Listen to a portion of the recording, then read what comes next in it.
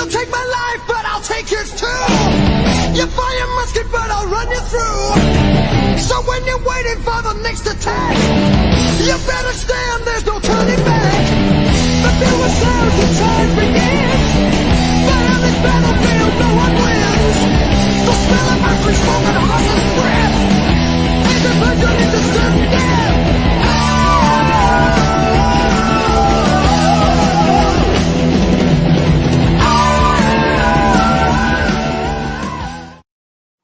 Good evening, everyone. Welcome to Powerhouse Good Live. evening.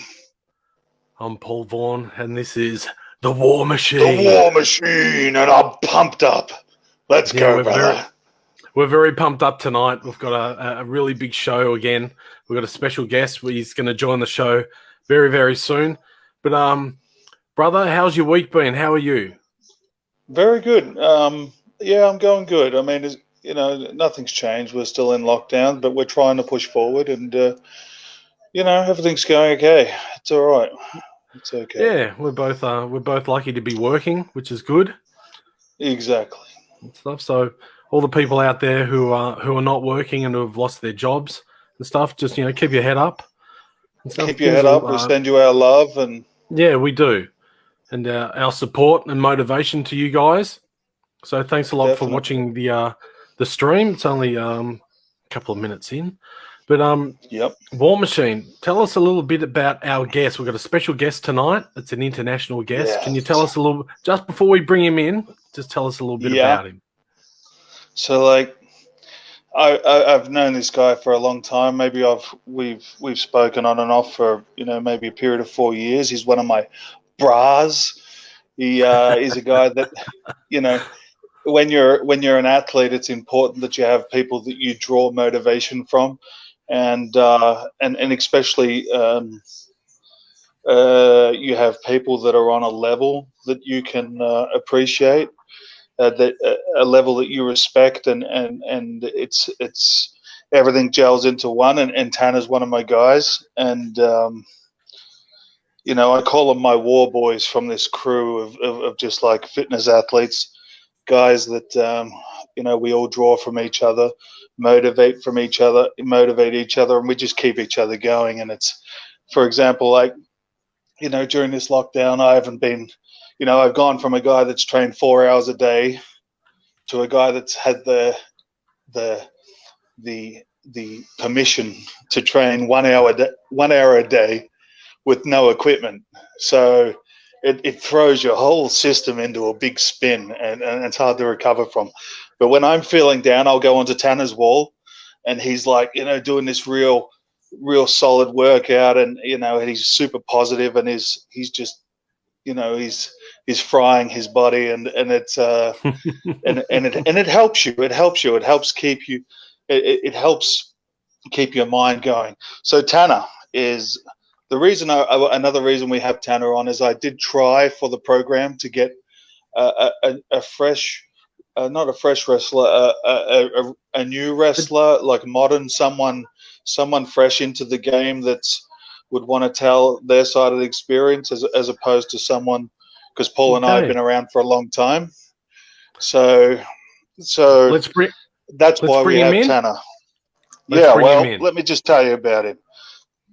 Oh, he's an up and coming. Tanner's an up and coming fitness model, athlete, fitness fanatic, and model, all the way from Michigan.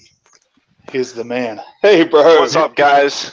Here's Tanner. Hey, how are you, sir? Good. How are you guys? Thank you very much for getting up early. I was gonna say I apologize for the wet hair. I just woke up at 6 a.m. my time. Whoa. No, that's completely fine, dude. It's huge that you're here, because I knew it was going to be so early, but I'm like, that's cool. No, thank you for the kind words. No, you're most welcome, man. So yeah, you've done so many things, Tanner, and it's kind of hard to decipher. And I'm thinking we should go back to your early days. And to my knowledge, you started working out at the age of 13 years old. Yeah, I started working out very, very early. And the reason that I started working out really was to escape most of the adversity I was facing at the time, the gym became my place of peace. So when I was Yeah. facing struggles at school, academically, I sucked. Academics were my thing. It was hard to find a friend group. Home life was terrible. And so going to the gym and getting a pump and learning to progress that way was kind of my piece. That was what really helped Gave me you through my balance. younger years. Yeah. Yep. Yeah. No, I think it's we underestimate the amount of benefits a training program can do to match, especially a person's energy level. I think when you've got a guy who's say some of those problems you're having in school, you're probably surrounded by a lot of guys that didn't know how to burn their energy, so they're taking their shit out on you basically, and you've elevated above them. You've found a way to burn that energy, so it's really cool. Absolutely. Um, so we just wanted to talk about maybe um, what, like 5'10", 185 pounds. I mean, just amazing, just amazing. What I've admired about you over the years too, Tanner, is just the way you've been able to stay positive for so many years. I think you never really compromised on that, and that's not an easy thing to achieve. Like a lot of people, they'll sort of, like you, for example, you can go and do an amazing workout and do these incredible lifts, but those are your personal achievements. You just keep going and you keep going, as opposed to some athletes who will do like these really big lifts, and they fall into this trap where they'll put it up on the internet like, today I'm training arms, and nobody presses like or pays attention to that, and because it's not benefiting them any in a way of popularity, they lose that self-esteem. They think, oh, maybe I should try something else if I can't be popular by doing this. So there's a lot of these mental aspects that an athlete goes through, but you've managed just to keep moving, and that's amazing. Yeah. Thank you. To kind of elaborate on that a little bit, Yeah. back in my college days, I went through 4 years of college. I got a bachelor's degree in human resources, and Wow. uh, during that time, one of my friends actually called me out for being so negative. Um, Really? yeah. So I was really negative, and I think a lot of that stemmed from my childhood, and that was kind of a turning point in my life. So I had really put my eyes on the prize of positivity, and so um, I think my posts just started to follow that as well, and my energy and everything I was doing, because I was so focused on being positive, and still to Yeah. this day, like that's a primary focus of mine. Just continue to be positive, because there's other people obviously that are going through tough times. I know you've referenced looking at my Instagram, maybe if you needed some inspiration, um, Definitely. and just to be a positive role model for people out there. And truth be told, like I don't do it I don't post to Instagram or to Facebook or any of that as a self-esteem booster. I do it because It if I helps. can have, yeah, if I can have an impact on one person's day, then awesome. My mission is Definitely. accomplished. Definitely. Yeah. Definitely. So, That's and you can watch that's your own progress. You go back, you look back in time, and like right now, I know you were talking about quarantine and all this stuff going on. It's yeah. hard. It's really hard. I'm down 5 to 7 pounds from where I usually sit, Wow. and trying to find gyms because I'm in Michigan, so uh, gyms aren't actually open right now. So my gym, luckily, is kind of operating under the ground a little bit, or Yeah. underground, under the radar, and Yeah.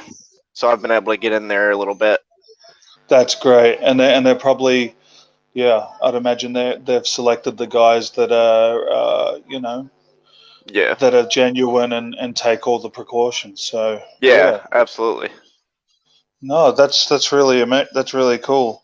I think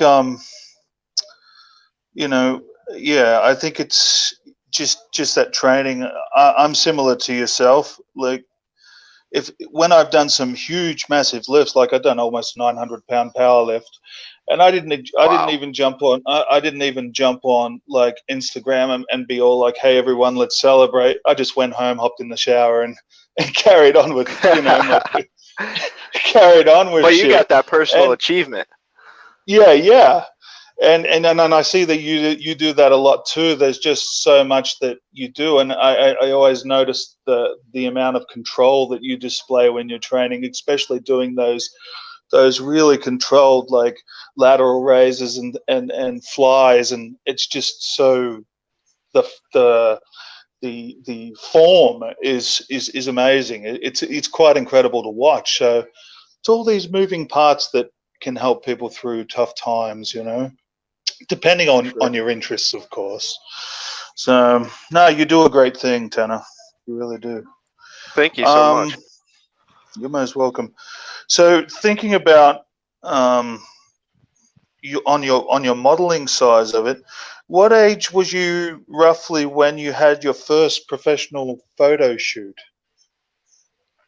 Um, Did that sort of come about like something you looked into, or were people sort of starting to take notice of you and they said, "Hey, we've got to shoot this guy"? so it's kind of funny how it all Wow. turned out. It's kind of funny how it all turned out. And I gotta say that picture that wasn't actually from a professional photo shoot. That was just taken from one of my friends who had a camera, and she Just was like, amazing. "Hey, let me take a few pictures and during my workout," and so she did, and that's what came out of it, and that was really cool. It's so awesome. But I would say my first professional photo shoot, I was 18 years old. I was like, I really want to get into modeling. I want to get into some of this, and so my mom actually knew a modeling agent who had connections to photographers, and so we drove out to South Carolina, and Wow. I did a shoot out there. It didn't. So it was nice to be behind or in front of a camera because it gave me the experience. But it's funny how life works because that didn't really like get me anywhere in terms of trying to get photo shoots. It was Yeah, like a couple months later in a pretty what's I can't think of the actual that's name of okay. like what the term is. Anyway, it's 6 That's a.m. okay. my time. That's yeah. but It's my. but I got to he's lighten up on he's you a little bit. yeah, he's very known. And Yeah, he ended up contacting me. He said, "Hey, listen, my company will fly you out for a test shoot, and if it goes well, then we'll continue shooting and maybe do more down the road. And if not, then so be it. But we want to fly you out and do a test shoot." And I was like, and this yeah. came a couple months after that first shoot. It was not Wow. tied to. It was not tied to it at all. Um, Yep. But so I that think you could. mindset. Go on. What was Keep that? continue. So No, that. Keep going. Yeah, you're right. I think the universe has a funny way of setting things up when you're ready. Yeah, But you also have to take the opportunities when you have them. I yeah. think if I hadn't really pushed to go do that first photo shoot, I would have been a lot more. Um, I just wouldn't Timid. have been relaxed. Yeah, I would have been more timid. I felt like I knew what I was walking into before going to the photo shoot by myself because I had gone down and pushed to try it Holy shit. before it was Yeah, serious. You know what I mean? yeah, definitely. I think what I was talking about was in mindset. So you're in the plane and you're heading to this photo shoot, and going through your mind is it, holy shit, I hope I got the right pump, and then when you arrive there, you see the lights, and I assume the cameraman's got an assistant, so they're putting oil on you and stuff, and you're like, holy shit. Like, is there a nervousness there that you're not going to achieve what you think you are in the mind? Because sometimes I'm backstage and I'm warming up before a big match, so I've got the big hoses and I'm pumping up, and I've got to psych up. I'm going to go and, headlock a guy to his head bursts. So I got to fire up, fire up, fire up, fire up, fire up. And I'm thinking to myself, I hope I look in my mind the way I think I'm going to look when I hit the curtain. Do you know what I mean? So for you, it would be when these photos come out, I hope I look the way I want to look. Does that happen? Yeah.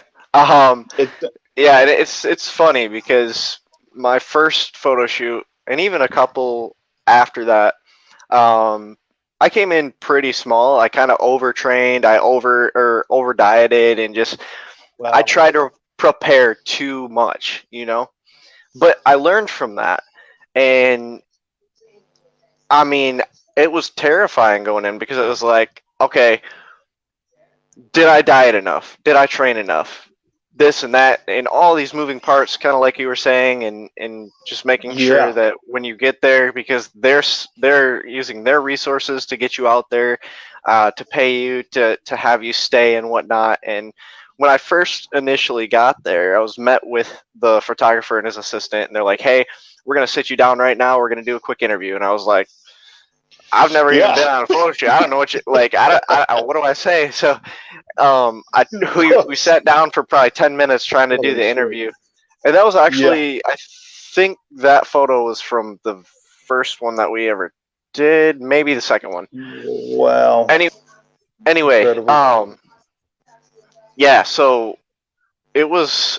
We spent about 10 minutes trying to do that interview. And I was like, guys, like. And they were like, all right, let's just go do the pictures. And then the pictures ended up turning out really cool, and the experience was really fun. And usually, I know we're our biggest critics. We're our own biggest critics, right? And so I'm sure you're pretty hard on yourself before you're going out to a show, and maybe even after you see some video of the show or whatever. But once we get shooting and everything, and we'll look at the pictures kind of as we go, it's kind of like a motivation, because like, all right, you know what? I look good. I feel good. I look good. I'm just gonna go out there and do what I can with what I have. Exactly. Yeah. And it pushes you to want to do the next one. So you're like, I got to get back to work, and just keep those wheels turning. And one of the things I've always admired about, and the similarity between, say, a fitness model and a professional wrestler, not on our scale in Australia, but perhaps a wrestler in the United States, you have to always be ready. If you're like advertised on websites as a fitness model, to my knowledge, that phone can ring, and it can be somebody wanting to shoot you in their product, and they say to you, go to the mirror right now and show us how you're looking right now, as opposed to, so that teaches you that you can't stay in the past too long. You have to continue to stay on your A game. I think it does, because you won't get the job. For example, if they say, Tanner, we need you this weekend, and you're a little bit, the training hasn't been on, and the diet's not, and you're not feeling right, maybe the job will go to someone else. So I think that pressure keeps you on track as well. I don't know if you feel that pressure at all, but I would if I was. I used to. I don't so much anymore, just because my goals and my outlook has changed.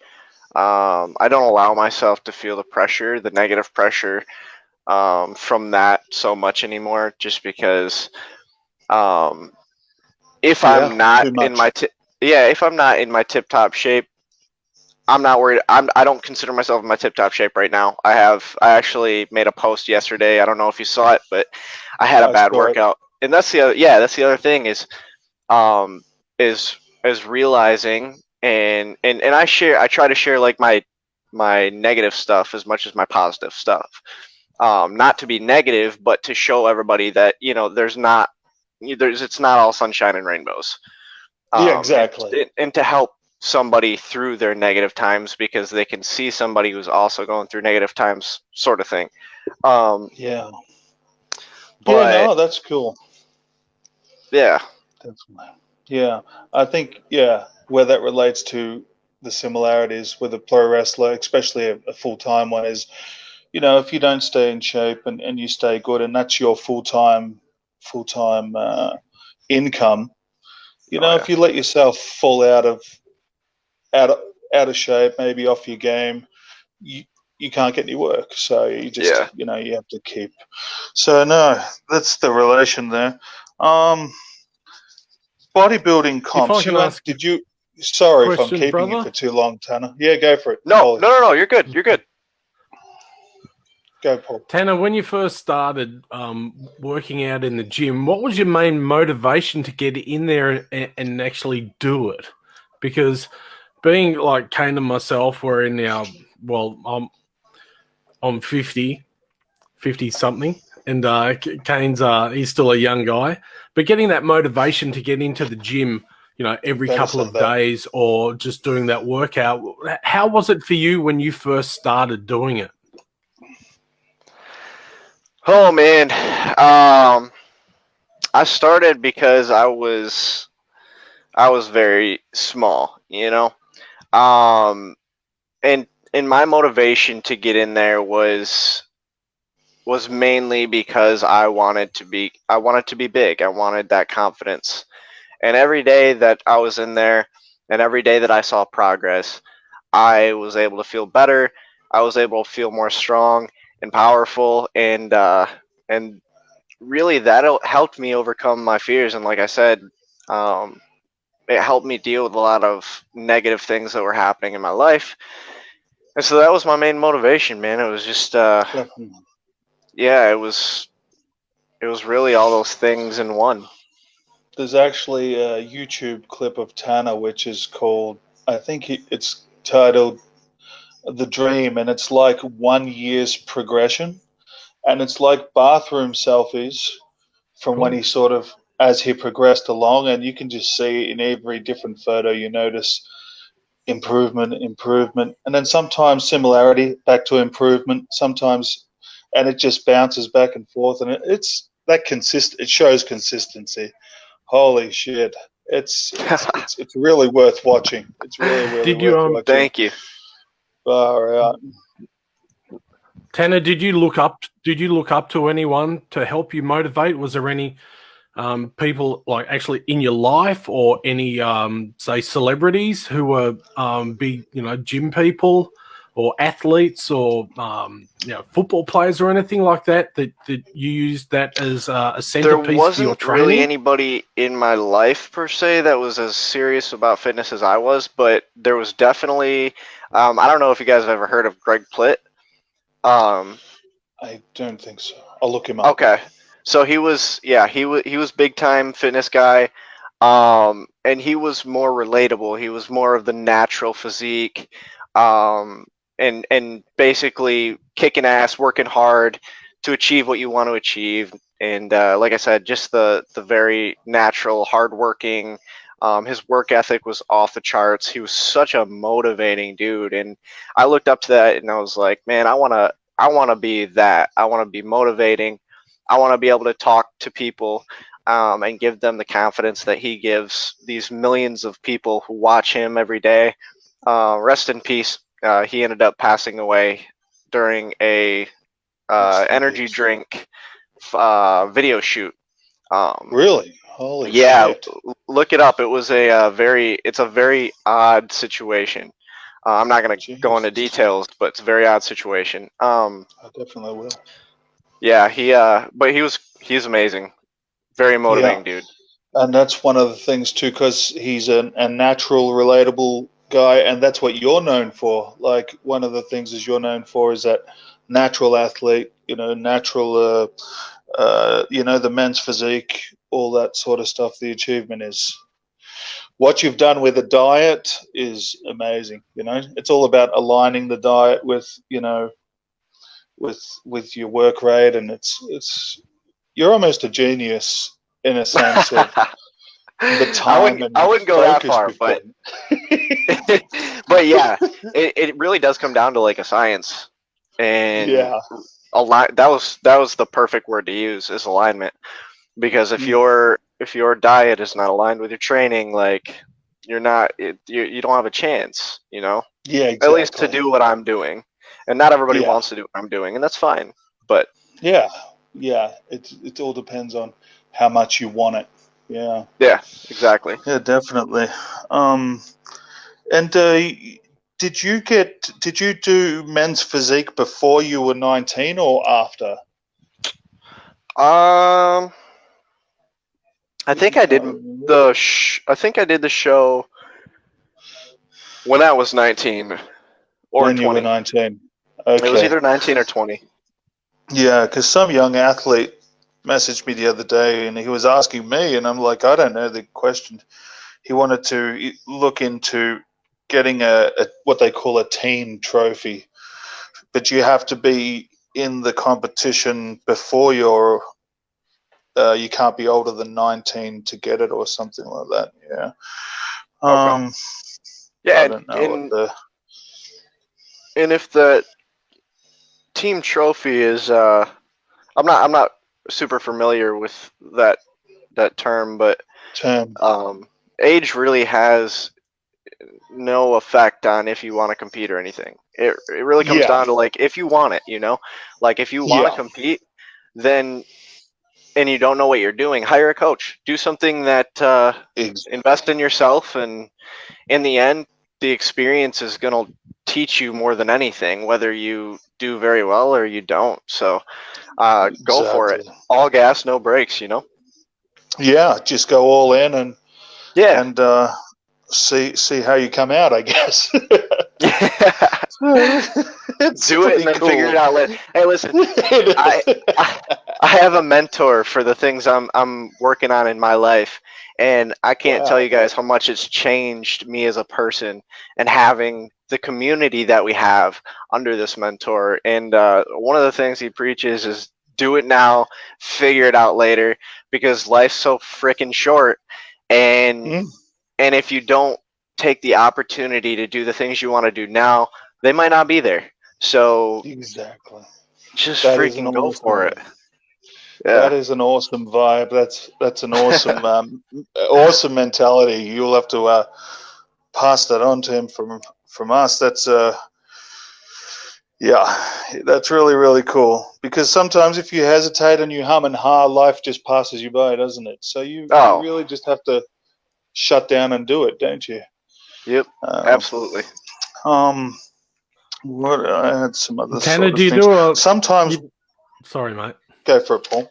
Do you do much No, go. type reading? Is there any books and stuff you like to read just to get some more knowledge about training and motivation and life in general, or just take it My, from day to day? Or I am not a huge reader. I know the one book that I really referenced in my life, especially in my younger days, was Arnold Schwarzenegger's Encyclopedia of Modern Bodybuilding. Um, Wow. and I don't know if you guys ever saw that, but it's a book. It's cool. like this thick. It's huge, Holy and shit. so I would read through that thing like no other, and it gives you tips about nutrition. It gives you tips about training. It gives you photos of some of the classic bodybuilders. So that was something that I took a lot of information from, and nowadays I really focus on podcasts because I'd rather listen to what I'm taking in versus what I'm actually reading. So, and Yeah, there's so many podcasts out there now. Like you can go to Spotify or whatever podcast source that you go to and type in whatever it is you're looking for, and you'll find 100 different podcasts on what it is, and it's all most of it's really good information. definitely. And being in the game as long as you could probably bang out a podcast if you have you done one yet? Thinking about it long term. I have, Yeah, yeah, I'm thinking about it long yeah, term because I do have a lot of information that I think would be valuable to put out there. And Definitely so not yet, but positive. definitely in the long-term goals. Hey, occasionally we tell a story or two on here. What are have you ever what do you like to see in the gym? What is there something that you ever see in the gym when you look around and you see other people training that that inspires you? Have you ever had that moment? For me, I'll give you an example. I was there working away one day and I saw this kid walking in with maybe his younger brother, and his younger brother was so nervous and he's like looking around at all these really big guys and they're like doing these huge lifts, and then his little brother gets on the bench press and they slide like these little 5 kilo weights on the bench, and and he's so nervous, he's getting on and he's thinking everyone's looking at him, and it's just this mental fear. But when he did it and he done that bench, he felt, it didn't take him long. He just felt so comfortable. I really enjoyed seeing that older brother teaching a younger brother too. Does stuff like that motivate you? Yeah, I want to make sure I touch on your question as good as possible here, but I had kind of the same fears going into the gyms because I actually would go to the local college gym instead of my high school gym, because there were bigger people, and I would try to ask them questions. I try to put myself in an environment with people who it looked like they knew what they were doing, and in some cases there were some very big guys, and so it took me a while to get out of this is a big scary dude, and it got to get to the point where it's like, this guy is actually, he has the ability to help me, whether that's through And giving me teach. some advice real quick, yeah, or just watching what he does. Yeah, And so yeah, I got over that mentality of like, so that seeing guys like that inspire me more so exactly. than, yeah, more so than anything. So that's the kind of stuff that inspires me, is seeing somebody who they've put in so much time and effort behind the scenes that you don't even see, and they're, And it's impressive when you see them. yeah, you see them Yeah, putting in all of their work into, it's almost like they're lifting on a stage, is like it's their time to shine when you see them for the first time, and they're really have achieved a very nice physique. It's like, that's inspiring. definitely, definitely. Yeah. Yeah. I remember seeing a bunch of kids come into the gym. It's kind of a funny story. And they were like looking around, and they're looking at everyone else in their gym attire. So they were in like normal shirts and stuff, and they're like, "Shit!" The gym was attached to a mall or a shopping center. They were like, "Quick, let's run out and get tank tops," you know. Oh my. And I always like that story because they come out, they ran out, they come back, they put their tank tops on. Now they felt comfortable. I love that sort of thing. I don't know why. I just think it's just so cool to see someone. The brain is kind of a funny thing. It almost unlocks itself once you're a Yeah, part of something, and you feel welcome and comfortable. It's a beautiful thing. Yeah. Um, 100%. yeah. So I just wanted to add. You can tell me you don't want to answer it or not. You train with your girlfriend. Is your girlfriend's like a power lifter as well? So yeah, well, she's not technically a power lifter, but she was really into fitness before meeting me. We've been together for 6 months Wow. now, and she kind of fell off But- the wagon. yeah. So she gained more weight than she wanted to, and we've been together, like I said, 6 months, and she's been absolutely killing it. And I think me being able to feed off of her energy of, I want to get back to this shape, and her being able to feed off of my energy to like get to the gym and to track her macros and track her calories. And the past couple weeks she's seen I think it's 3, 4, 5 pounds down. So Wow. she's achieving her goals, and we really like having somebody who is focused on themselves and motivated to do better for themselves, keep you accountable. That's amazing, man. Like, uh, Definitely. that's something that I've never really experienced in my life. It's good. So That's I can relate to that. I train with my missus, and she's a wrestler as well. My girl, and it's great because we've all had that training partner at one point where you get on the phone, you're like, "Hey, dude, where are you?" And they're like, "No, I'm still sore from yesterday," or something like that. This way, you yeah. can just sort of, and then that negativity sort of flows onto you. But Hmm. with your partner and you still working together, you're on the same page and helping each other, and it's awesome. I recommend training.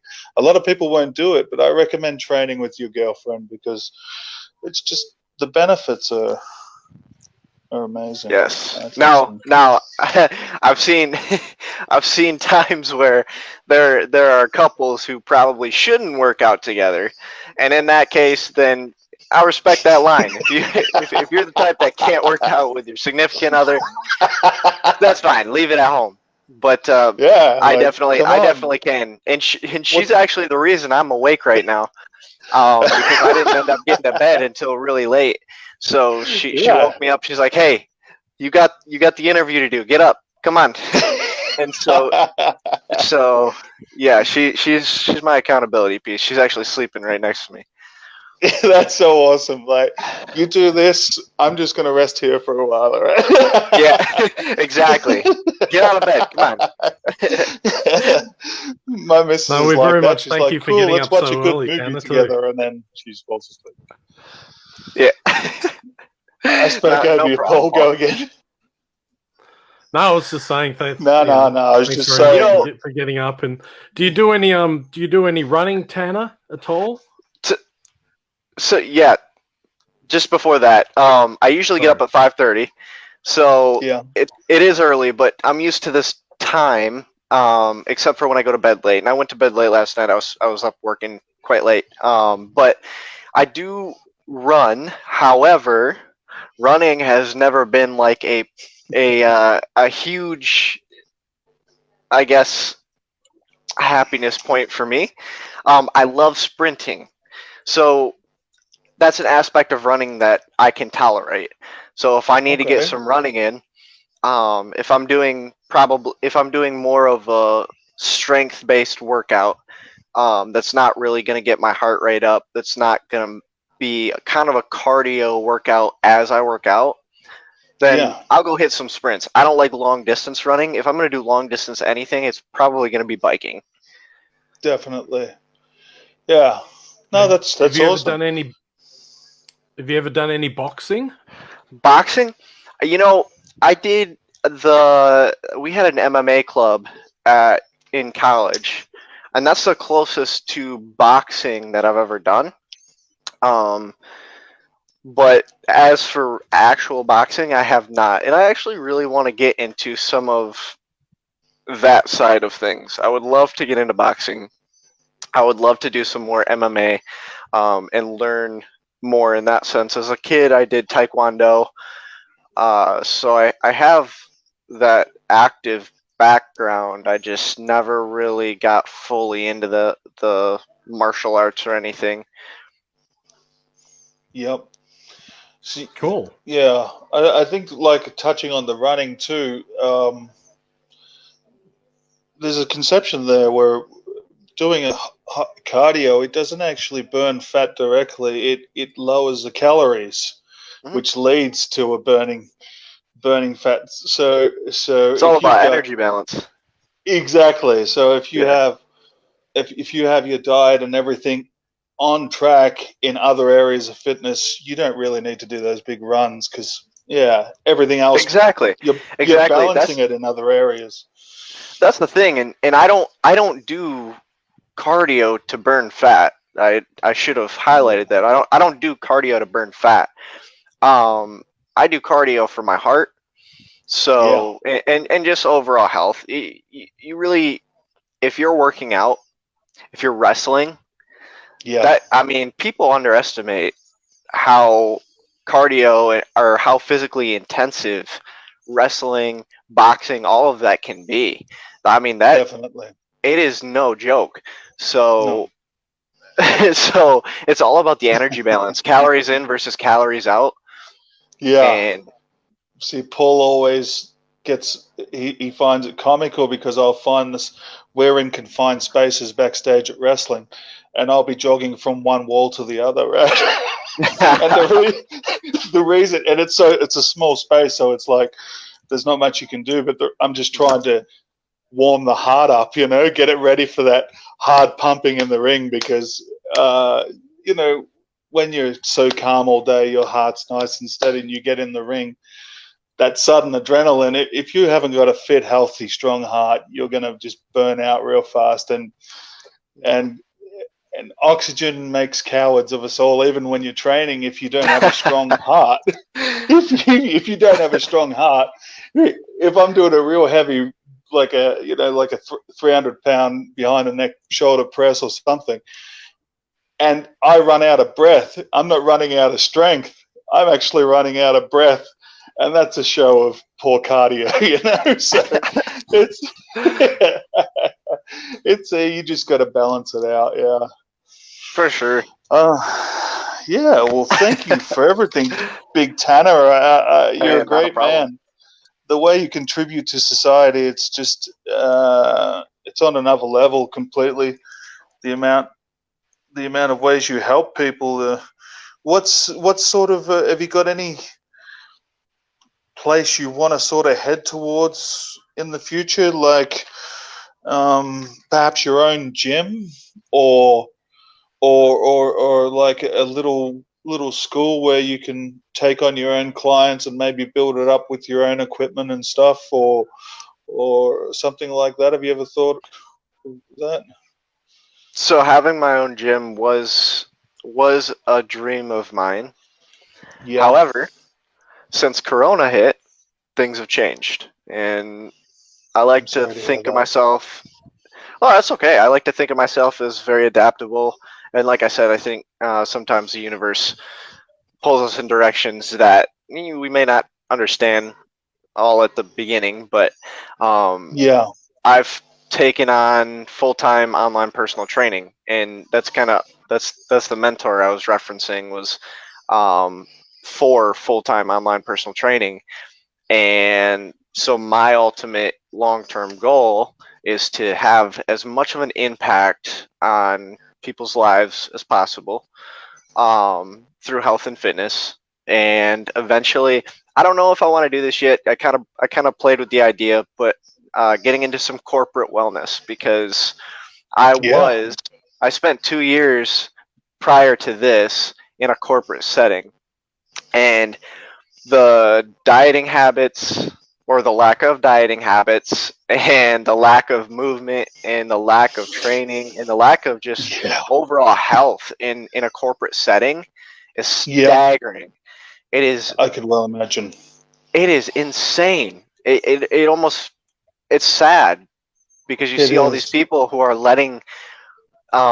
they're letting this work and all this stress and everything take them over, and they're not even keeping themselves healthy. There's no It's priority true. there.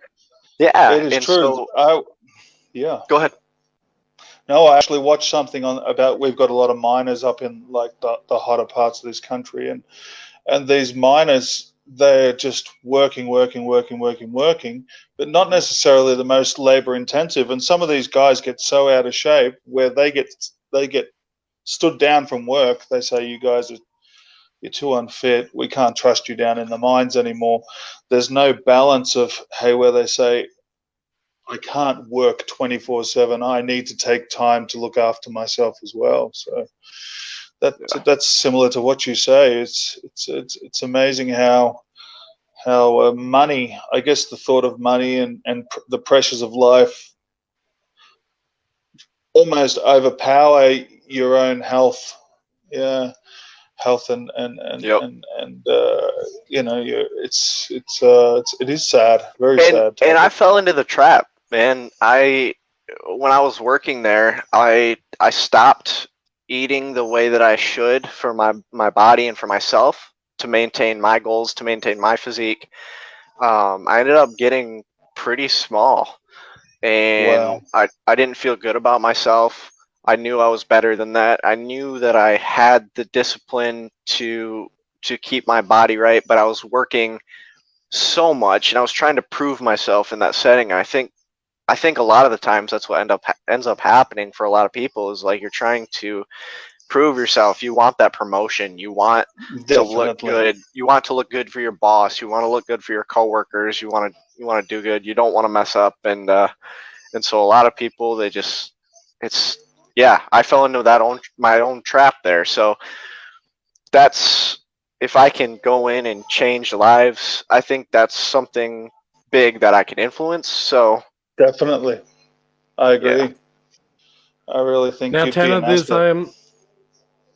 there's a picture I found on your Facebook page, and I'll put it up now, and it's probably pretty important to everyone. It says the right time to exercise. Yeah. Now, when you're training people, what advice do you give them about exercise and the right times to do it? What's the best time for you, or what's actually the best way for people to go about it, exercising, and what time of the day to do it? So over my years of experience and doing this myself, the best time to work out, to put it simply, is whatever fits your lifestyle. Because if you think about it, the if you're doing a workout, say in the evening after working all day or after going to school all day, and you don't have the energy, sure you can use pre-workout, but then if you're drinking or you're taking in 300 milligrams of caffeine later in the night, and then you're having sleeping problems, that's you can't function like that. If you're going to have optimal fitness, you're going to set your body up to function optimally. You're going to have adequate sleep. You're going to have a good nutrition program that aligns with your training. You're going to train 4 or 5 days a week and still give your body rest on those other 2 days. So the right time is really what's right for you. If that means getting up in the morning, crushing it right before you go to work, go to school, whatever it is, and then not having to worry about it in the evening, great. If you're a night lifter, I was a night lifter for so long. So I would wait until the end of the day and I would go lift at like 9, 10, 11 o'clock at night, maybe even midnight, because there was nobody in there. Yeah. And so that was my time. That was when I felt best. That was when I was ready to go. Now more so with my goals and whatnot, I'm waking up at 5:30 and going in the morning, and that's because my lifestyle has shifted. My lifestyle changed, and I can tell you there are benefits to both. It's easier, in my opinion, to train when you have the adequate nutrition throughout the day versus when you first wake up and you might eat a little something before you go work out. So in terms of actually how it feels, and this could be just because it's me, but I do enjoy the feeling of it in the evening versus the morning, but I love the accomplishment of the morning. So it really comes down to like, what is it for you? What makes you Exactly. go? What's your why? So Yeah. yeah, Totally. No, that's very. Thank you for that explanation. for sure. But it's no, it's one of those things, brother. It's a funny sort of deal because I used to go do cardio just in the morning, and then I'd go do maybe 16 hours on some sort of a busy deal, or 12 hours or 8 hours, and then you want to return to lift in the afternoon, and there's nothing there, and like there's nothing there, and sometimes you're like, hey, but I went in the morning, so I shouldn't have to go now, Yeah, and it's just like discipline. it's like you're talking to yourself. Yeah, You're like, why am I arguing with myself? But yeah, It's a cool deal. What, Tanner, what about supplements? Do you take many supplements before you train, before and after, or do you keep it relatively natural? Or This is a topic that if I could go back to myself in school, man, I would slap myself so hard in the face. Because and I can't blame myself. There's so much conflicting information on the web. But Definitely. if you're natural, right, you should be able to get everything that you need through proper diet and nutrition. You shouldn't have to spend a bunch of money on flashy, colorful, tasteful supplements. I'm not against natural supplements. I'm not against BCAAs. I'm not against creatine. I'm not against any of it.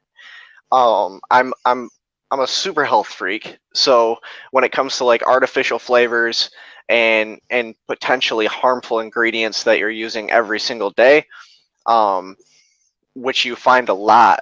You find a lot Definitely.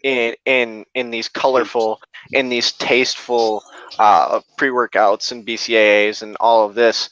I've stopped wasting my money on that. I think a lot of supplement companies unfortunately prey on people who don't. They don't.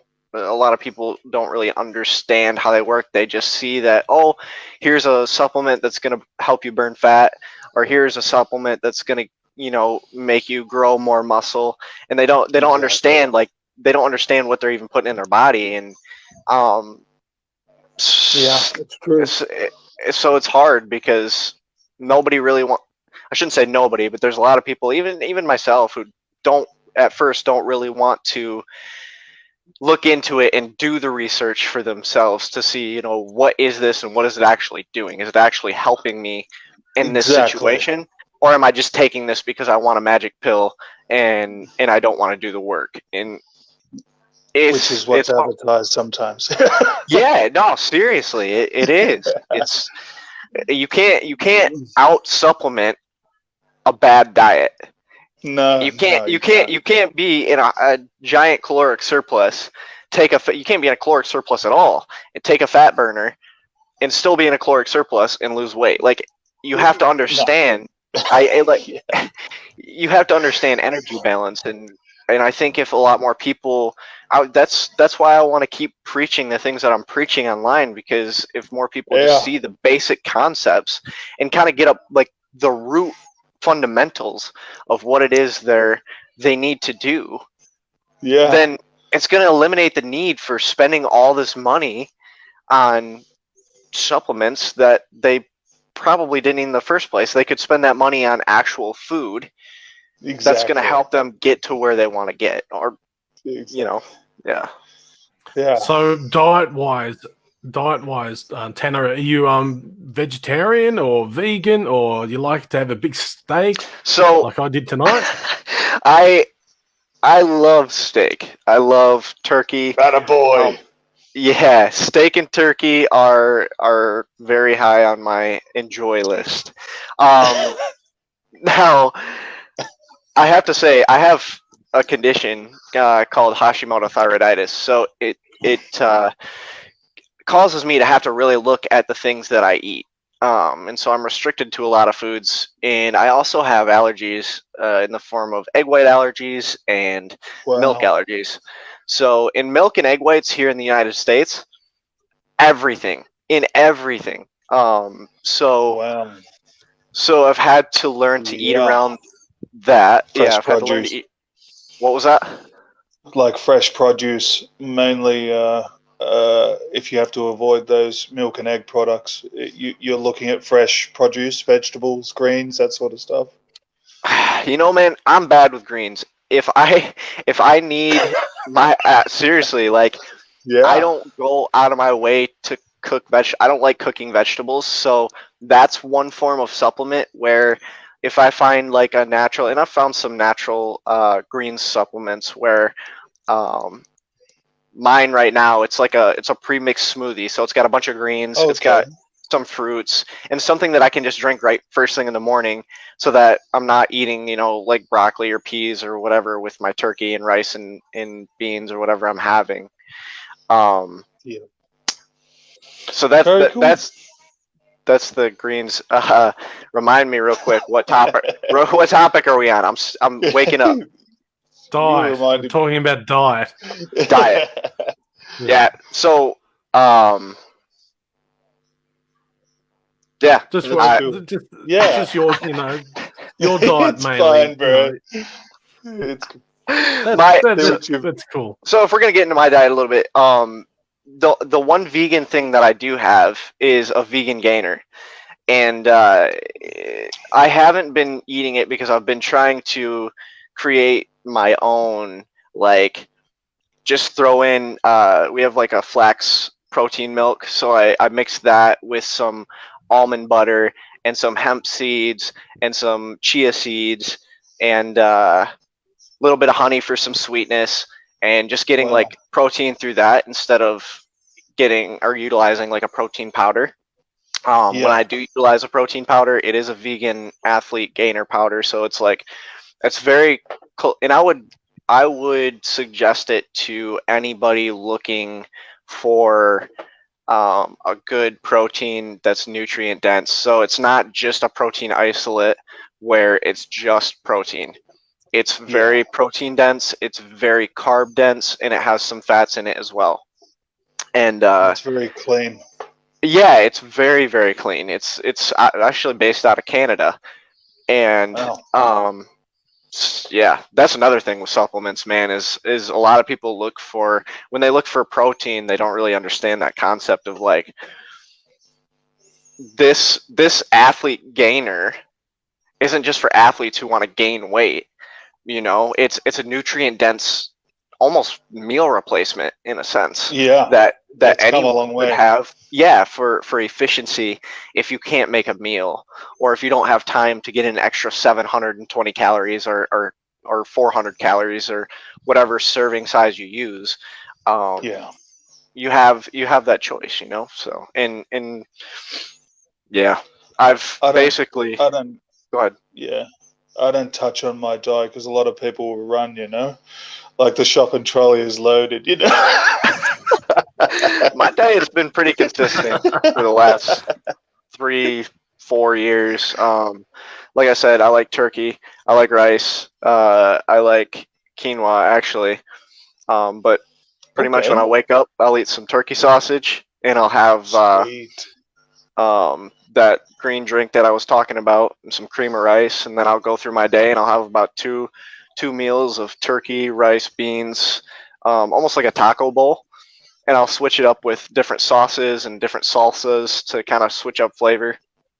Awesome. And then at night, I'll usually have like a burger or a steak, and some potatoes. And my diet changes as I progress.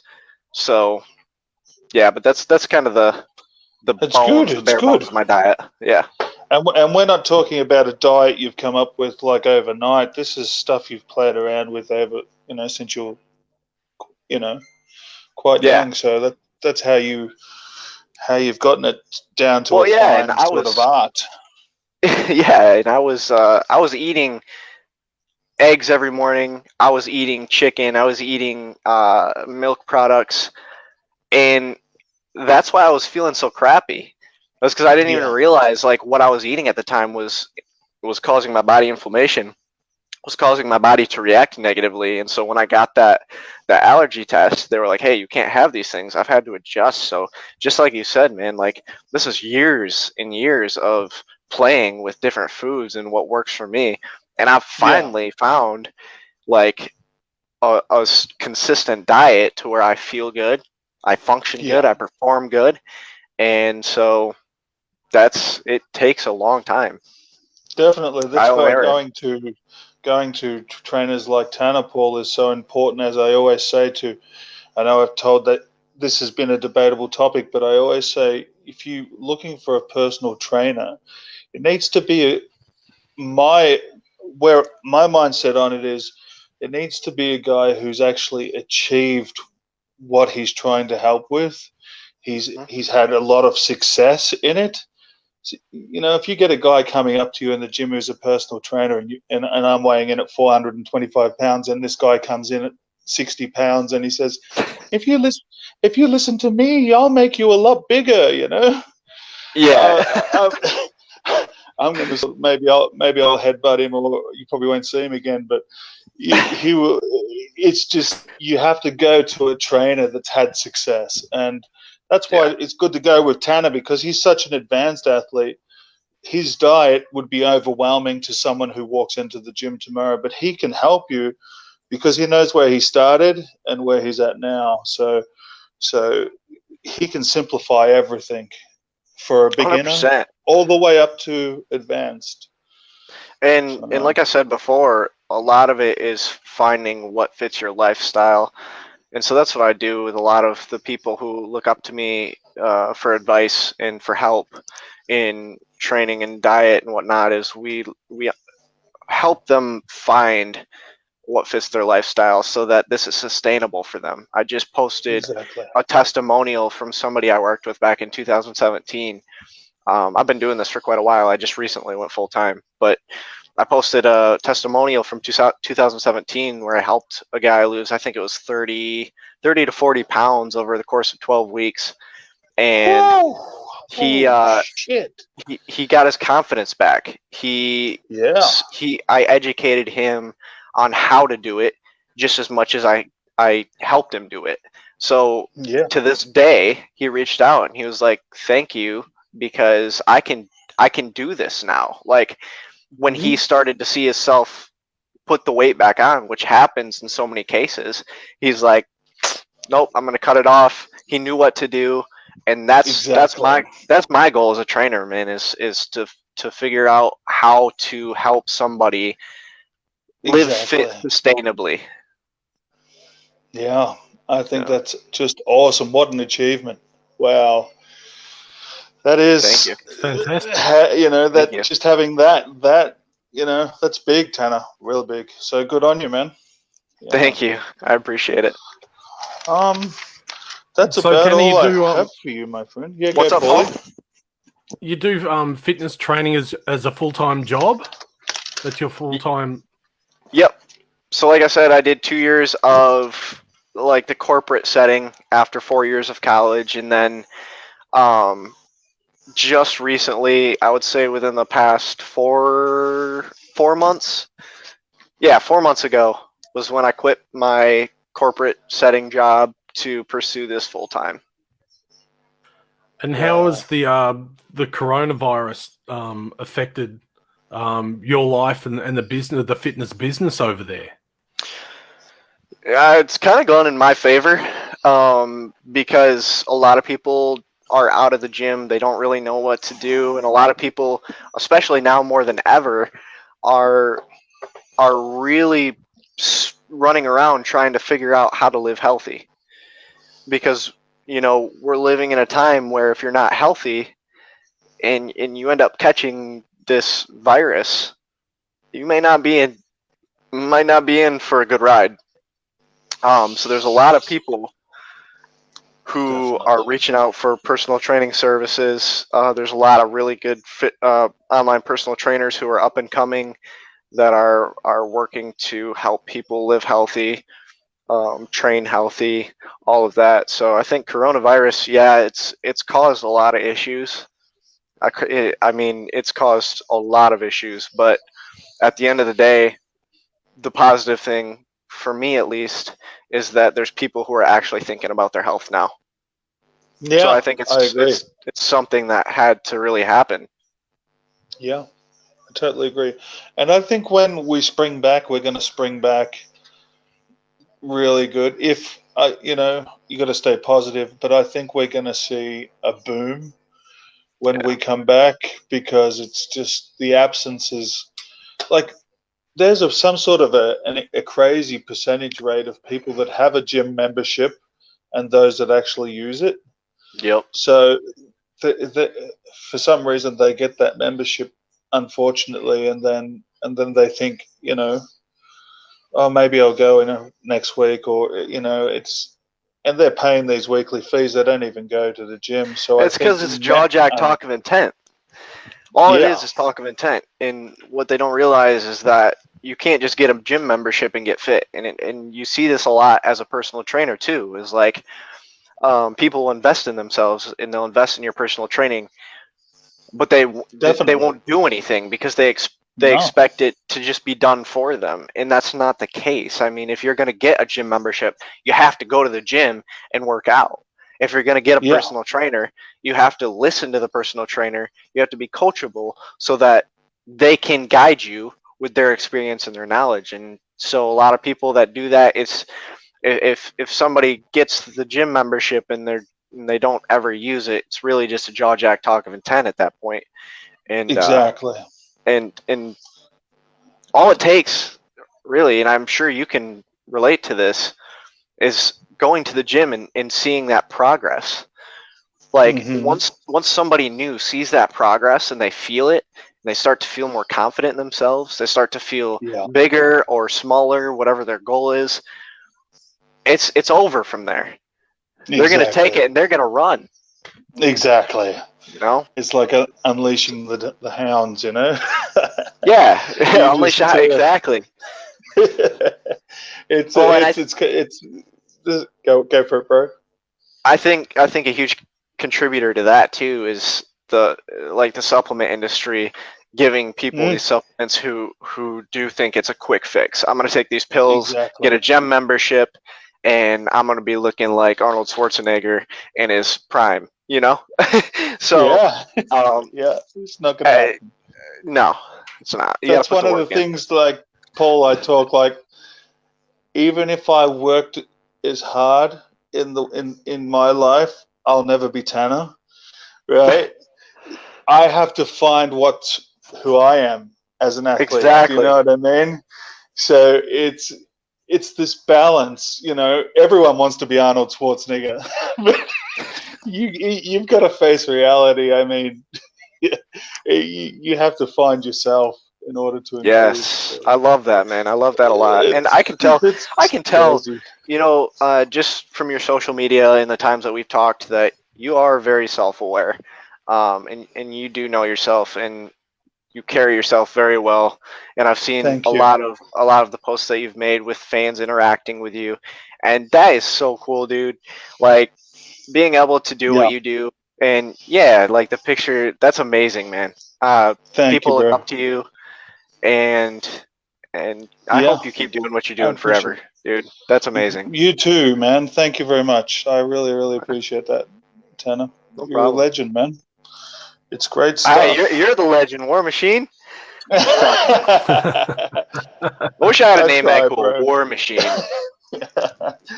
You know, we can tweak it a bit. You know, like War Tanner, maybe. You know, like, I'm happy to share it with you. You know, because you're so cool. So I appreciate that, man.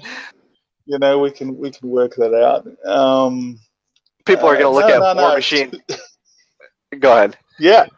No, go, bro. No, people are going to look at War Machine, then they're going to see War Tanner, and they're going to be like, wait a minute. You don't deserve that name. That's for him. Yeah. War Machine. Yeah. War Machine only. I don't know about that. They'll look at me like, what? Give him his name back. You've taken everything from me, Tanner, you know? No.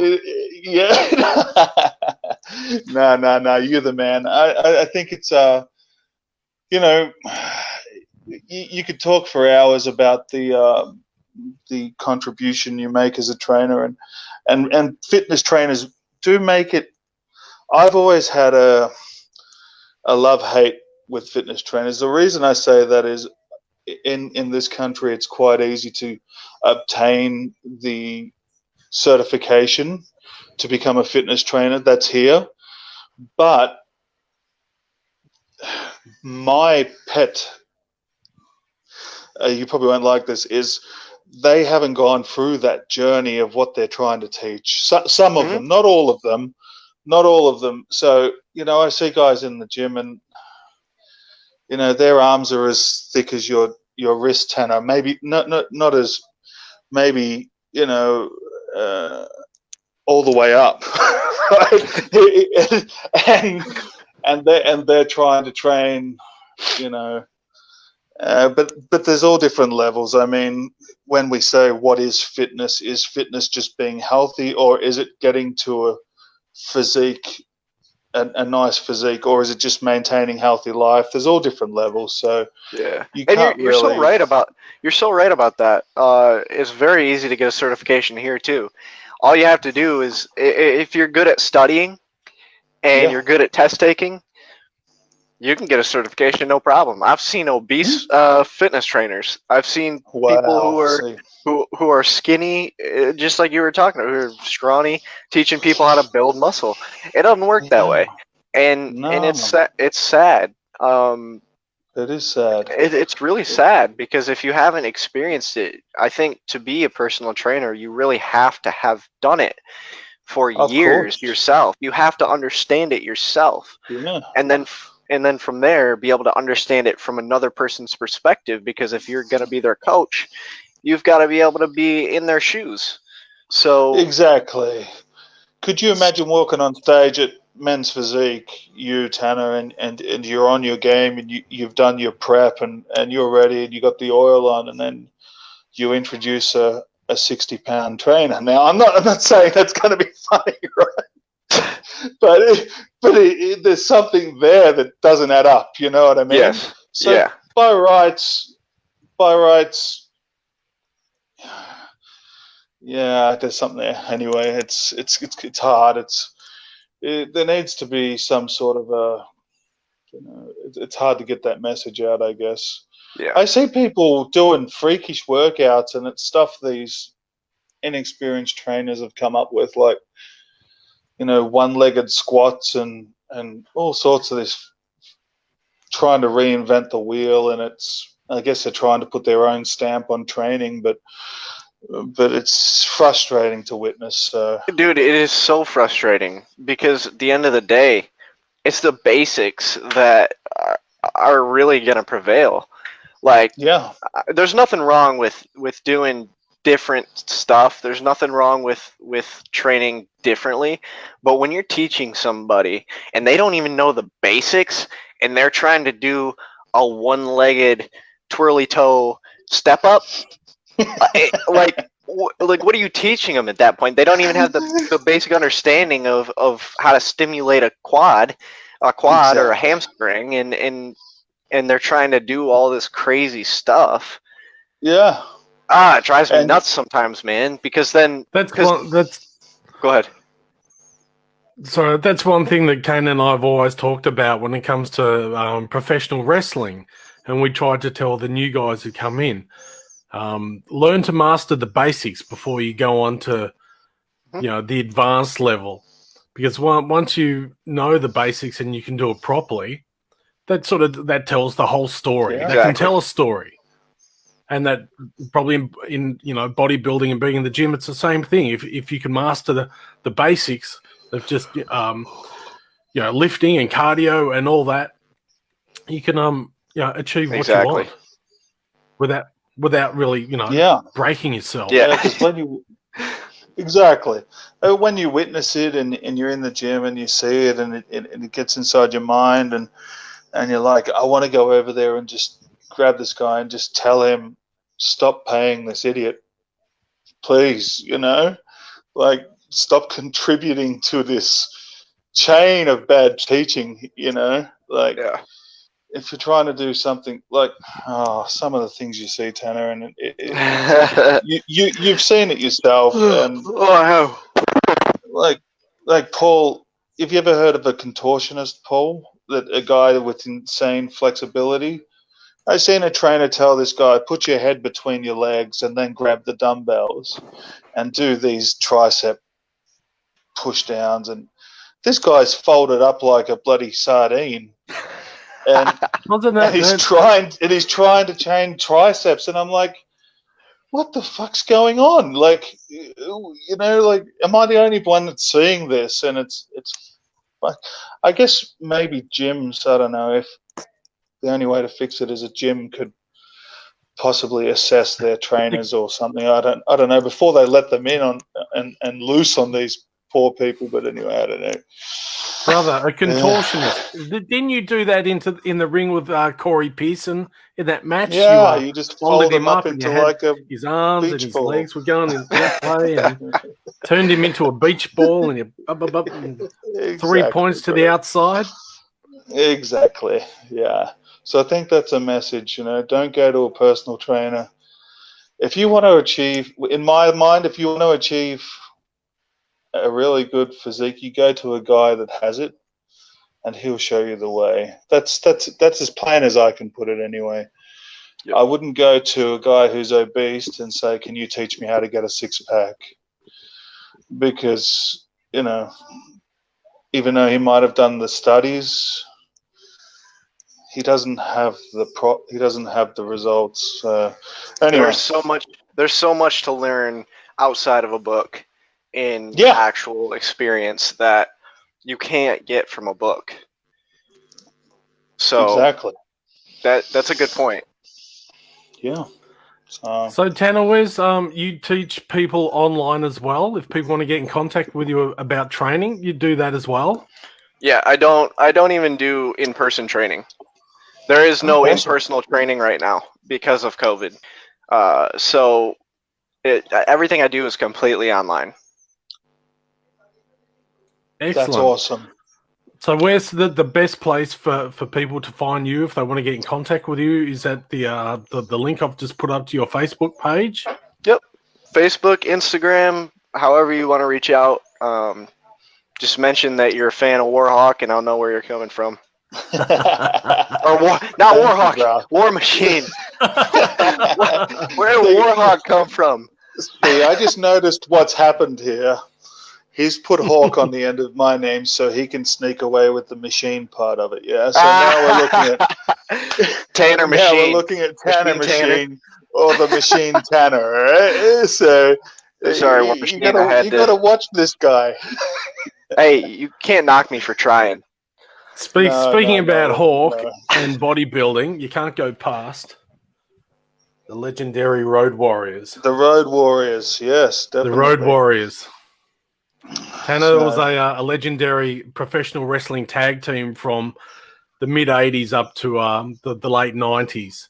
And they were very much gym guys. And they were phenomenal in the ring. They were huge in Japan and huge in America.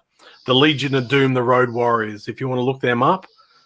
Amazing career, amazing in the gym and their fitness regime. Took probably too many supplements, but that doesn't matter. Multi-time tag team champions and all the promotions around America and in Japan and Puerto Rico and everything. So, wow, yeah, one of our favorites, Kane and the War Machine and I, we look up to them a lot, especially for motivation. Yeah. And there's a lot of stuff online on YouTube of them in the gym working out. So, yeah. I'll check it out, man. That's awesome. Yeah, no worries. Anyway, Tanner, thanks for coming online. Thanks for getting up very early and speaking to the War Machine and myself. No problem. Thanks for having me. This was fun, guys. Is there anything? Anything you want to say? We've mentioned your socials and everything. If I leave you with anything, be yourself. Know your why and stay happy, because at the end of the day, life is short. So be happy. Excellent. And don't forget to vote. And don't forget, yeah, that too. What he said, what Paul said. Yeah, forgive him. You're right. Anyway, Tanner, thank you very much for being on. You got the motorbike, Tanner. So, like I said, I'm a fan of those motorbike, the dirt bike pictures you've got. Keep them coming, dude, because you've got it happening, brother. Road bike, dirt bike, physique and dirt bike becoming one. This is happening, Tanner. I'm telling you, you're onto it. It's funny that you brought that up, because I'm actually going to go ride, I think, tomorrow. I haven't been out there for the past couple weekends because I've been working trying to build this business, and and I'm finally gonna get out there. So I'll shoot you a picture.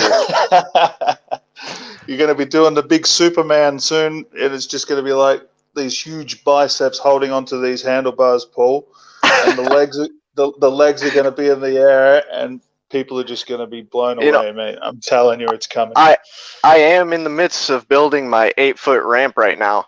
Oh Jesus! I used to have one, and I didn't. I haven't posted this on social media, but back when I had the other ramp, I used it to jump 3 cars on a pair of skis. Holy shit! So I'm not just I don't like to just lift.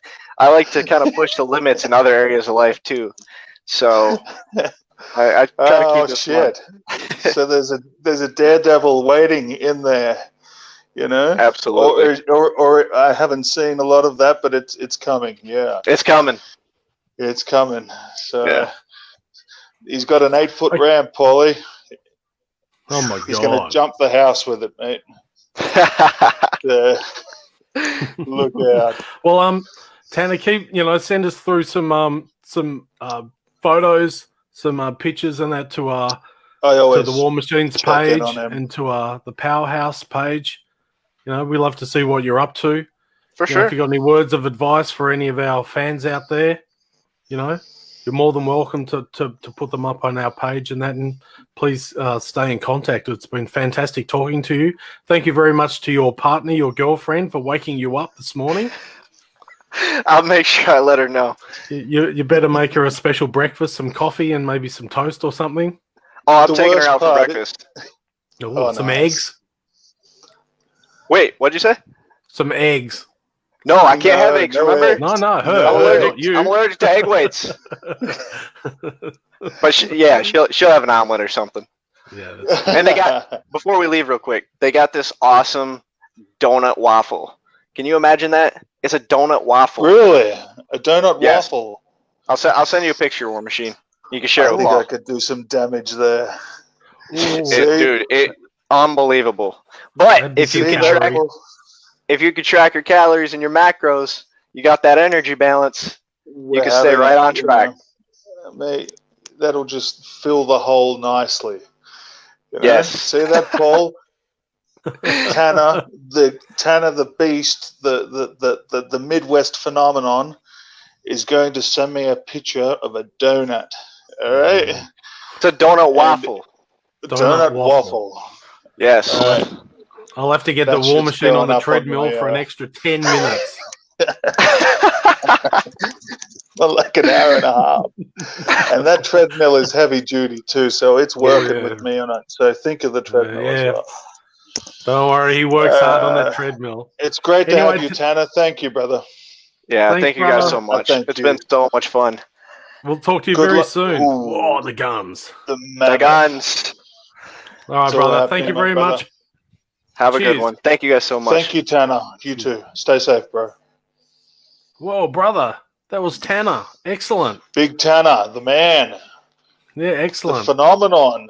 He really is a great athlete. Great. He's awesome. He really is. That was so good of him to wake up early and to come and talk to us. Yeah. You're on Powerhouse Live. Tanner. He's tried to steal my name, brother. Tanner the machine Tanner. And the thing is, it suits him. Yeah. Yeah, no, he's incredible, and one of the guys I draw from. So now, hopefully, a lot of other people draw from him too. And it's really important to guys like him. They have such a positive beacon around them that they get faced with these problems, and they overcome them, and they show you how they overcome them, and it's just. It's so explanatory, and he's such a great trainer. He's a guy I would smash out weights with. Brother, we've had problems in the past with people and smashing things out. Here's just a little glimpse of a certain someone we've had trouble with in the past. Have a look at this picture. What do you say about that? Phil Galore, it's pretty explanatory. What we're seeing here is is a guy I don't like, and that's a younger me. And you know, I was going through that point in my career where I was very aggressive, because I was. You know, if he was an authority figure and I didn't like him, and we had to deal with him.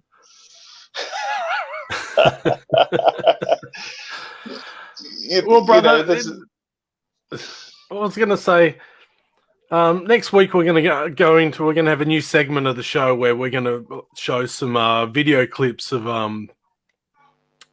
when we were in the Soldiers of the Highway and in Powerhouse, and some of the promos that you've done, and we'll talk about them.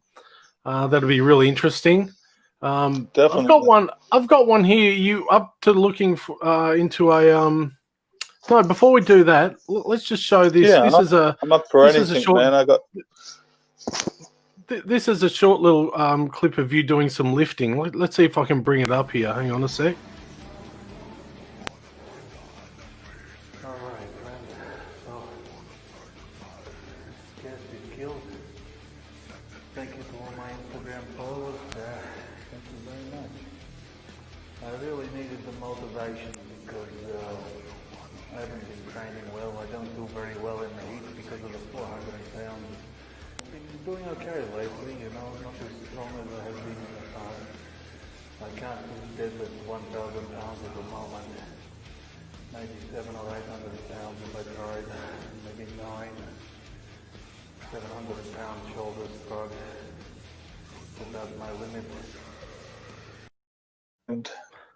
Sorry, brother. We showed that video, but we couldn't hear you talking then. We could hear you the audio on the video. But boy, you're in great shape there. Yeah, fantastic shape. Thank you very much. Yeah, I was just the speaker on that particular phone was on its way out. It was towards the end of its lifespan. So what I was actually saying was I was going through how my training was at the time and some of the progress I was seeing, and just pointing it out and talking a bit about, you know, my weight, my current weight, and you know, just corresponding with people that, you know, anyone that wanted to see how I was doing, and yeah, it's really good, man. Thank you, Paul, for showing that. Yeah, that's no problem. Now, we've got another video clip here, brother. You and I, sometimes we have to hit the streets and everything and do a bit of letterbox drops and that. Let's just go to this video clip.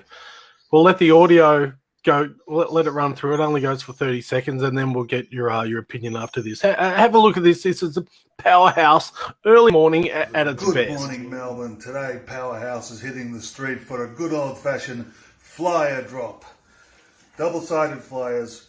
May the 4th, Pure, NAW Pure. May the 11th, NAW Albion. Double-sided, flip them over. If you see us on the streets, give us a high five. Let us know you're alive. We'll see you then. Come on, Melbourne.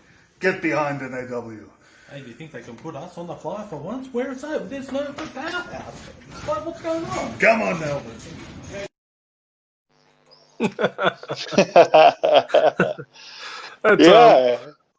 That's one of my favourite ones. You know, we like to have a lot of fun.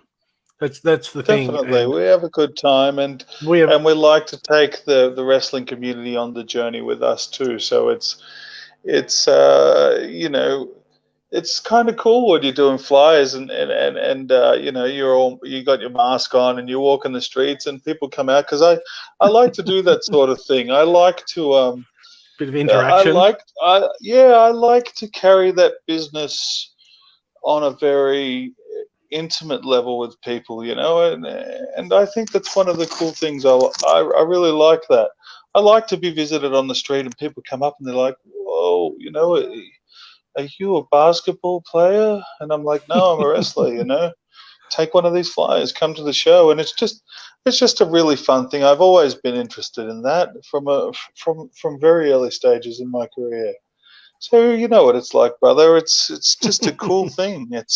It's cool to be able to give an activity for people to do, especially people who are unaware that there's anything going on. You know, what are they going to do? Sit on the couch and watch TV, or are they going to come out, have some cold drinks, yell and scream at people? You know, get into the whole vibe of pro wrestling. It's a beautiful sport. You get everything from athleticism to acrobatics to charismatic speakers to lighting to smoke machines, unless a show is completely ruined by asthmatic activists. But you get lighting if someone hasn't got sensitive eyes. You get special lighting if someone doesn't go, oh my god, I had to clean my glasses because I couldn't see the wrestlers. There's so many things. There's so many things you get to enjoy in pro wrestling, and people, they deserve to be a part of it.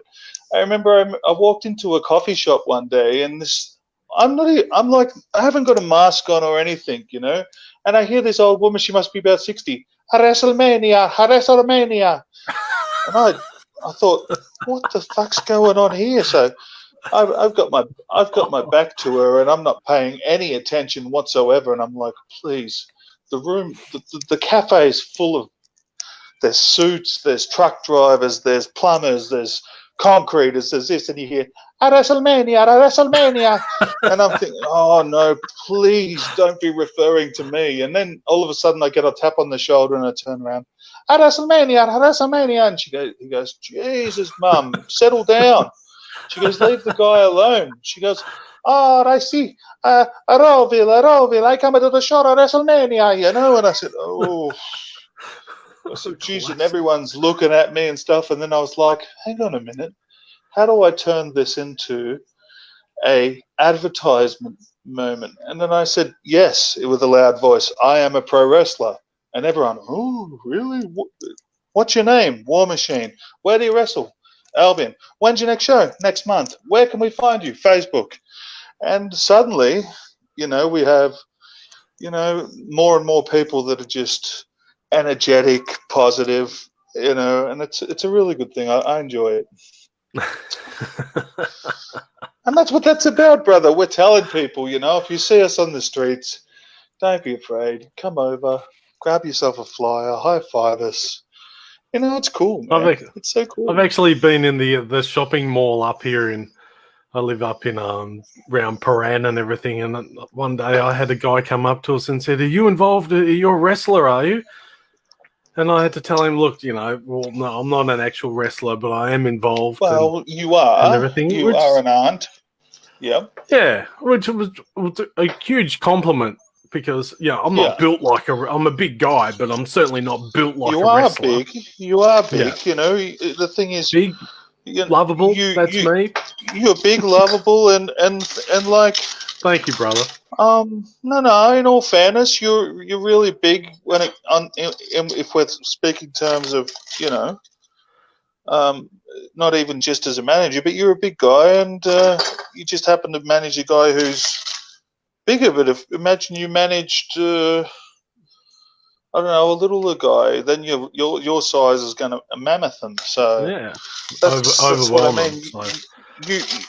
You are big. It's just you're with a giant. That's all. The best. I manage only the best. You small. Just a little bit smaller. Yeah. No, yeah. Yeah, man. We have a good time. Do we not have a good time? We have the best time, and our fans have the best time, and NAW's. Awesome. One of the best promotions around. We're very fortunate here in Australia to have such a great pro wrestling scene, and there's a lot of great people around.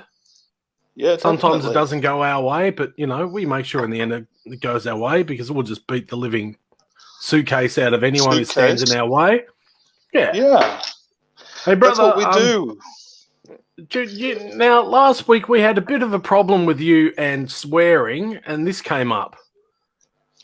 Oh, No. yep, the mouth. Yep. The So mouth. I managed to fix that up and make it a bit longer. Now we had a video from a certain young person come in as well, and he's from America, and he's talking about you and swearing.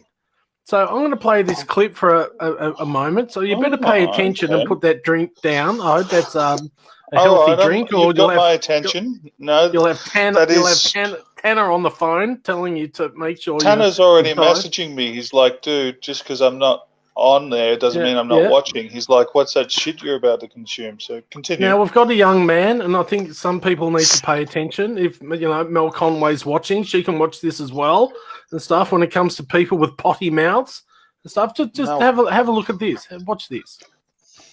No more saying cuss words. It is not good.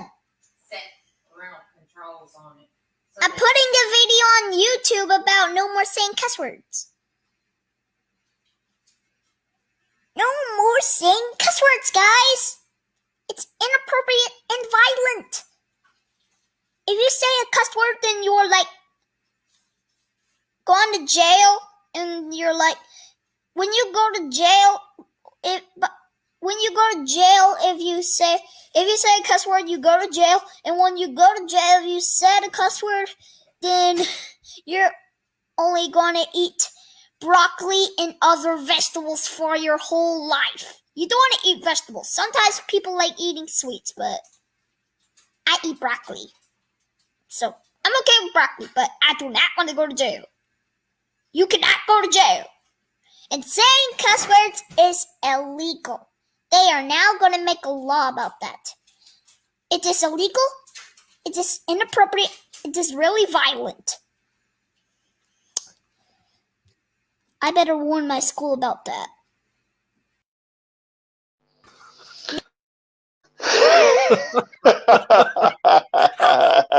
I mean, you can't. I think he's got Phil's legal team behind him as well. What a classic!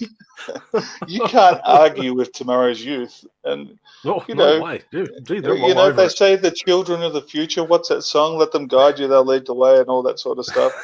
But yeah, there's a lot of things I liked about that little guy's video. I mean, he associated with eating broccoli and greens with the prison diet, and I thought, you know, a lot of vegans might get pissed off about that. You know? but he's young, and he's young, so we've associated, you know, eating vegetables with a prison diet. So I mean, there's a mixed watching message the Shawshank there. Redemption. yeah. You bastards better know, you know. You better, you know. That was good. We'll learn from that, Paul. I thought you'd like that one. I like it because there's a lot of things there.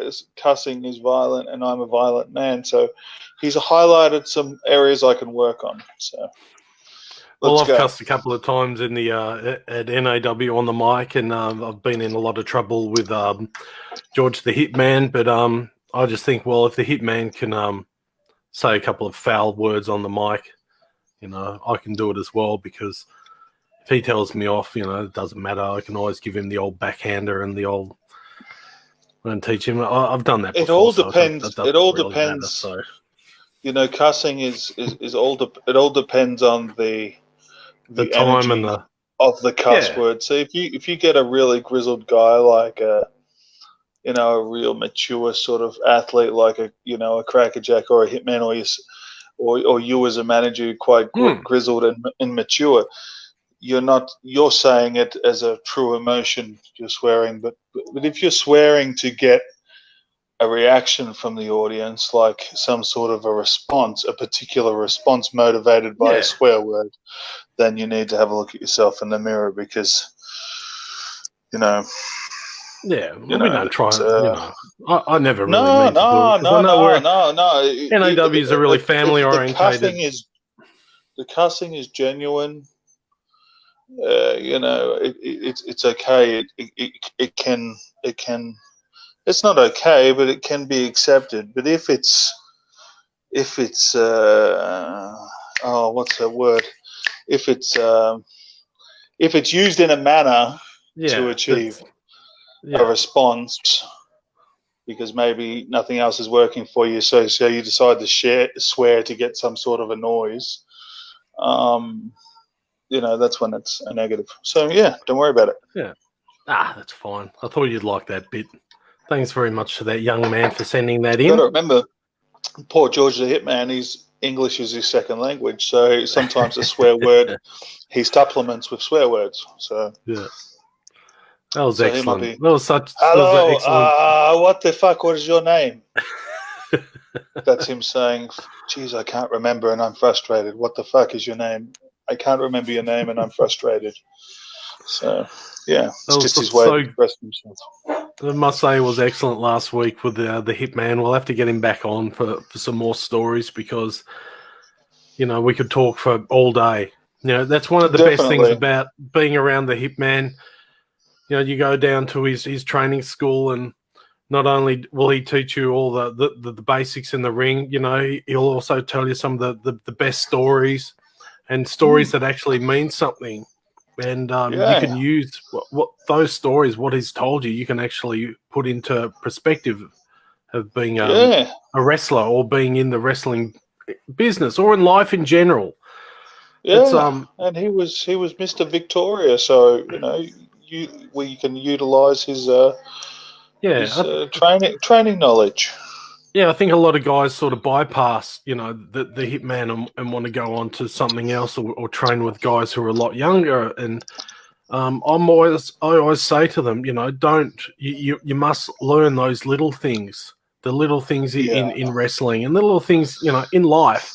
And, I'm also a musician and a guitar player and I've been a sound engineer. And I was taught by some of the veterans as well. And they said, Paul, if you want to play full on, music, hard rock or metal or thrash metal, you got to learn how to play the blues. Learn how to play the blues first. And once you can play that well, I wouldn't say master it, you can jump. You can go on to playing other things. Well, you change your rhythm. It's sort of like with wrestling and sports. As I've said many times now here on Powerhouse Live, learn the little things because once you jump to the big things, it's those little things that'll mean a lot.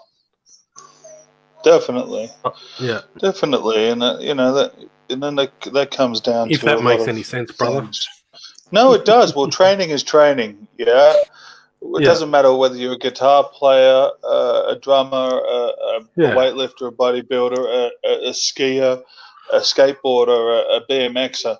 The training for a human is always repetition. There's never, no matter what sort of activity you're into, it takes repetition.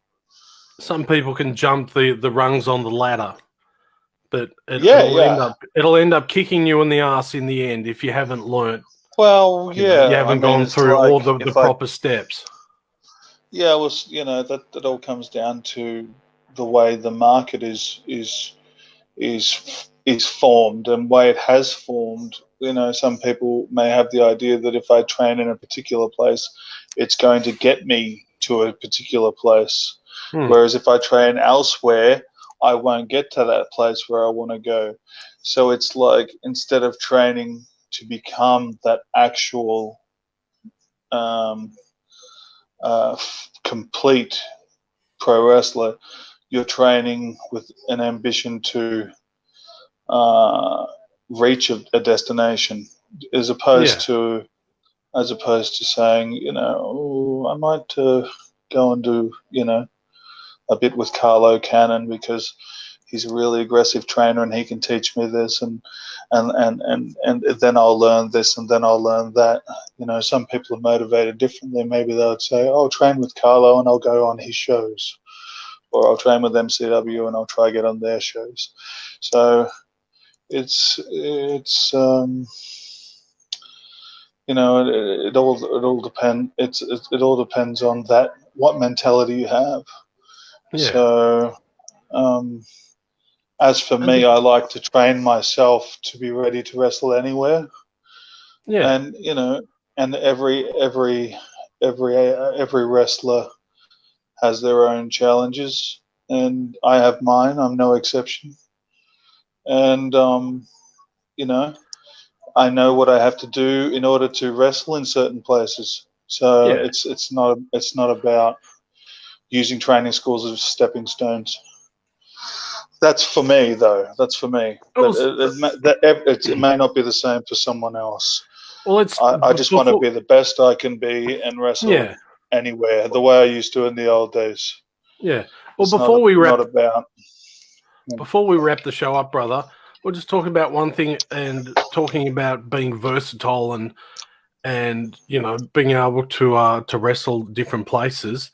Well, a few years ago, now everyone knows you and I and Lozen are very much a part of the NAW family, and we don't really go anywhere else. We're very much committed to George the Hitman and the fans at NAW, but we've always had a bit of an open door sort of policy. If the time was right and if we had the right offer, we'd go off and wrestle other places. Well, we had that offer a couple of years ago when we worked at PCW down at Ferntree Gully. Yeah. And well, they wanted PCW is almost like the second home for me, as opposed to up against NAW. PCW is the second home, basically because my work for them, the work I did for them in the past, and how much it was needed at the time for them, and of course always having a great relations with PCW. So it's not that I'm not hungry to work in other places. It's more of a routine deal. What I'm doing now fits in with everything for me. Yeah. Do you know what I mean? So I'm not. I've wrestled the big crowds. I've wrestled. I'm spoiled in that sense. I've done the thousands of people. I've done all that. So it's I guess where I'm at now is comfortable. In the early days, it was PCW and NAW, and then all the others in between: ICW, MPW, MCW, ACW, all the other ones I've worked for: RCK, ARPW, URPW. Who else have I worked for? Maximum in Queensland, High Impact Wrestling under Peter Hawke.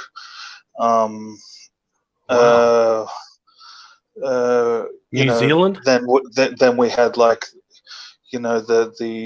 Sam Rossi shows in the New Zealand as well, for Rip Morgan, and then of course the Sam Rossi shows in the restaurants, and the ACW with Fat Dominic and the Reno shows, the Reno shows, and I've been all over. So it's I'm comfortable at the moment, and I'm willing to help anywhere. So it's not really it's just how it is. Like I'm just there, and it was just a good and we go from there. For us, I think being in Powerhouse, and we were the SOH back then, it was a great experience for us to go to PCW, and we just worked that one night, and they said to us, we want you to come in and work against the heavyweight champion. Yeah, and we went down there, and it was a fantastic night. There was a hot crowd, and as soon as we came through the curtains, we there was a big response from the crowd, and it was fantastic. At the end of the night, we took pictures and had photos taken and everything. It was just a great time, and to me that really meant a lot. And I think to Lozen as well. She was there. Yeah. Unfortunately, she didn't get to wrestle, but she's always there with us. And you yourself, it was a fantastic match as usual. Yeah. You did so well. It's great. It's really good just to have that open door, if we want to do what we want to do, and people really realize that. And not just, I'm not just bragging about us as well. To be a professional, professional wrestler and to be a professional athlete, you have to have that open, mindset about you can go if you're asked to go somewhere and the booker or the person putting the show on will ask you to do something, then you have to go, you go and do it. It shouldn't always be about money. And I know people, really, that's what they care about a lot, the most. But if it's in your heart, you go and do it. I'm not interested in any of that. No, it's like when I used to play in bands as well. I know we'd just do a gig somewhere, and you'd know there wouldn't be 300 or 400 people there. There might only be 150 people, and the payday might not be good, but you don't know who's standing in the audience.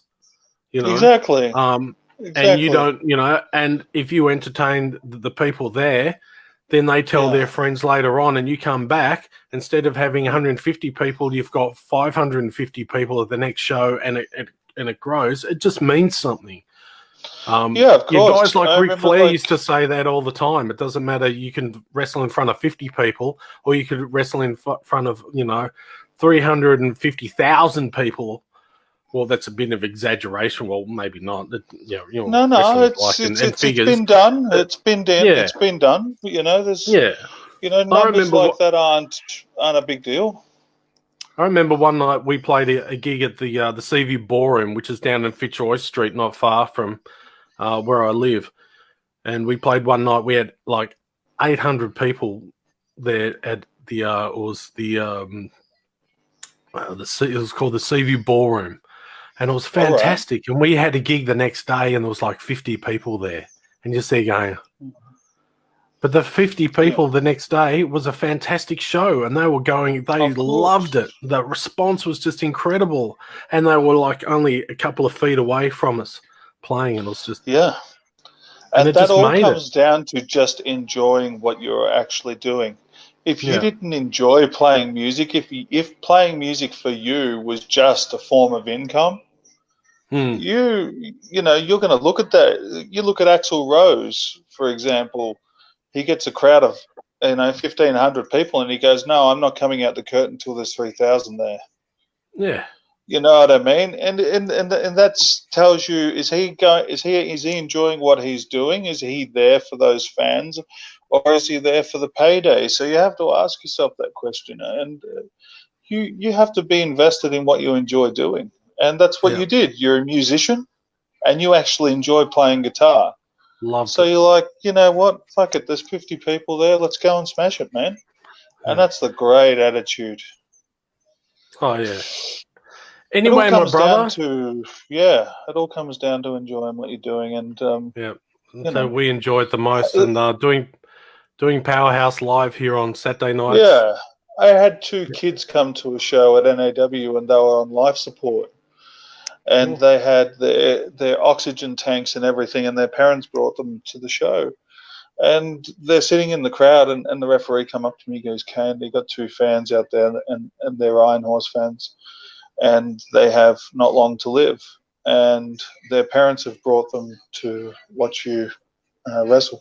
Is it okay if, you acknowledge, make sure you acknowledge them and everything?" And man, I said, bring them into the ring, let's do it. And, for me, that was one of the greatest moments, if we're talking about the things I love in my career. I mean, I went out there, I got into the ring, and these 2 little boys, they took their face masks off, and they got lifted over the barricades, and they got put in the ring, and I dropped to my knees having these 2 little kids, maybe they're like 3 years old, and shaved skin heads, and they just ran to me and cuddled me, and I couldn't do enough for them. I gave one my glasses, the other one my chain.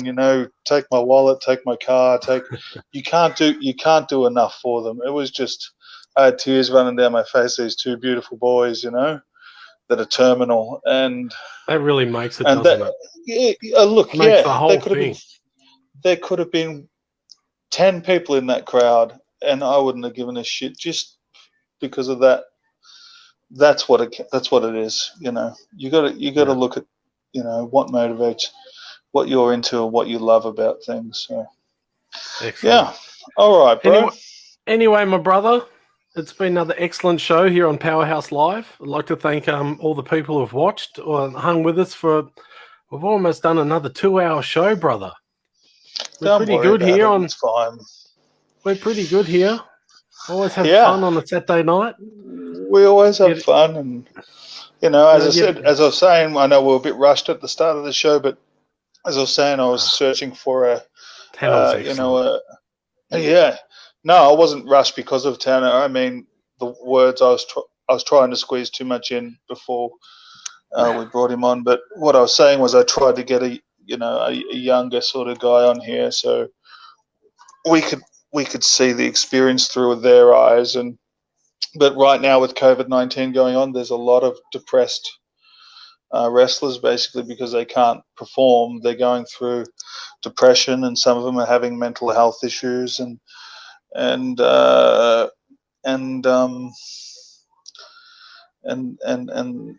it's not easy to get people at the moment. But let's just hang in there, and everyone keep your chins up, and try to be strong.